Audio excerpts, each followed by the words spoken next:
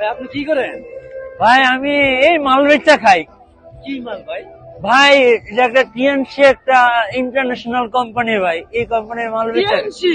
হ্যাঁ ভাই এই টিএনসি। তো বাটপারি কোম্পানি। আরে ভাই টিএনসি বাটপারি, টিএনসি সম্পর্কে আপনি কি জানেন? আরে ভাই ইতা কোম্পানি তো বাংলাদেশে অনেক আইছে, বুয়া কোম্পানি এগুলা। আর এসে এই টিএনসি বুয়া, এই এটা কি, ভাই, এটা কি? ভাই, এই টিএনসি বুয়া হইলে এটা কি? এই টিএনসি বুয়া হইলে এত বড় প্রতিষ্ঠান, এই যে দেখ এত বড় স্টেজ, এটা কি টিএনসি? এই এটা কি টিএনসি? এই তোর মতো এরকম কিছু ছাগলদের জন্য, বিশ্বাস করেন ভাই, বাংলাদেশ এরকম কিছু ছাগলদের জন্য, আমি জানি না মহানবুল আলামিন তাদেরকে কি দিয়ে বানাইছে, তাদের মতো ছাগলদের জন্য আজকে আমরা টিএনসি করতে পারি না।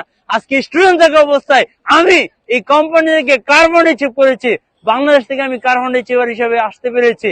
আজকে তারা বলে টিএনসি ভালো না, আজকে আমার এলাকার মফিজ বলে টিএনসি ভালো না, আজকে আমার এলাকার কুদ্দুস বলে টিএনসি ভালো না।